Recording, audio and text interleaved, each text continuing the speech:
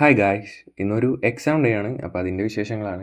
മാപ്പൊന്നും കണ്ടാരും ഞെട്ടണ്ട, ഒക്കെ വെറുതെ മേടിച്ച് നോക്കിയേക്കുന്നതാണ്. അങ്ങനെ നമ്മുടെ ഹോൾ ടിക്കറ്റും ഐ ഡി ഒക്കെ ചെക്ക് ചെയ്ത് അതൊക്കെ ബാഗിലെടുത്ത് വെച്ച് രാവിലെ തന്നെ കുറച്ച് നേരം ക്ലാസ് കാണാമെന്ന് വിചാരിച്ച്. അങ്ങനെ കുറച്ച് നേരം ക്ലാസ് കണ്ടിരുന്ന സമയം പോയതറിഞ്ഞില്ല. അങ്ങനെ പെട്ടെന്ന് കുളിച്ച് റെഡിയായി ഡ്രസ്സൊക്കെ ഇട്ട് നമ്മൾ സെൻറ്ററിലേക്ക് ഓടി.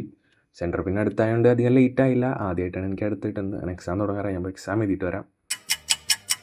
അങ്ങനെ എക്സാം കഴിഞ്ഞിറങ്ങി. എക്സാം എനിക്ക് പറവൂരാണ് സെൻറ്റർ കിട്ടിയത്. എനിക്ക് +1 അഡ്മിഷൻ കിട്ടിയ സ്കൂളും കൂടിയാണിത്. ക്ലാസ്സിൽ പൊതുവെ പിള്ളേർ ഭയങ്കര കുറവായിരുന്നു. എൻ്റെ ക്ലാസ്സിൽ എന്തോ 8 പേരെന്തോ ഉണ്ടായുള്ളൂ. എക്സാം എങ്ങനെ ഉണ്ടായെന്ന് നോക്കുകയാണെന്നുണ്ടെങ്കിൽ എക്സാം പഠിച്ചവർക്ക് എളുപ്പമായിരിക്കും. ഞാനധികം ഫോക്കസ് ചെയ്യണ എക്സാം അല്ലായിരുന്നു. എന്നാലും ഞാൻ എന്നെക്കൊണ്ട് അറിയണതൊക്കെ എഴുതിയിട്ടുണ്ട്. ബാക്കി ഇനി ആൻസർക്ക് വന്നിട്ട് നോക്കാം നമുക്ക്. അതിന് മുമ്പ് ഇപ്പം നല്ല വിശപ്പ്, എന്തെങ്കിലും കഴിക്കണം.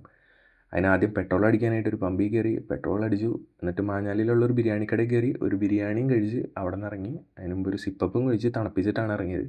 അപ്പോഴേക്കും വയറ് ഫുള്ളായി. പിന്നെ വീട്ടിൽ ചെന്നിട്ട് നല്ലൊരു ഉറക്കം പാസ്സാക്കി. പിന്നെ രാത്രി അമ്മ വന്ന് വിളിക്കുമ്പോഴാണ് എണീക്കുന്നത്.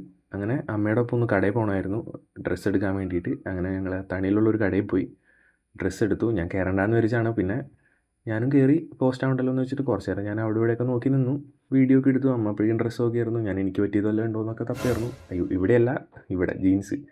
അങ്ങനെ അവിടെ നിന്ന് ഇറങ്ങി. അവിടെ നിന്ന് ഇറങ്ങിയപ്പോൾ നല്ല ഫുഡിനെ വേണം. അപ്പോൾ തൊട്ടപ്പുറത്തൊരു കടയുണ്ടായി. അവിടെയാണെങ്കിൽ നല്ല ചൂട് പൊറോട്ട ലൈവായിട്ട് അടിച്ചുകൊണ്ടിരിക്കണം. അപ്പോൾ നമ്മൾ വെറുതെ വിടില്ലല്ലോ. അപ്പോൾ ഞങ്ങൾ മേടിച്ചു വീട്ടിലേക്ക്.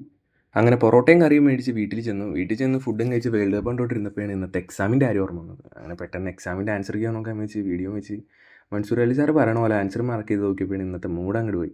കാരണം എഴുതിയതിൽ പകുതി തെറ്റായിരുന്നു. അങ്ങനെ ആ വിഷമത്തിൽ ഞാൻ പോയി കിടന്നുറങ്ങി. അങ്ങനെ ഇന്നത്തെ ദിവസവും കഴിഞ്ഞു. അപ്പോൾ ശരി.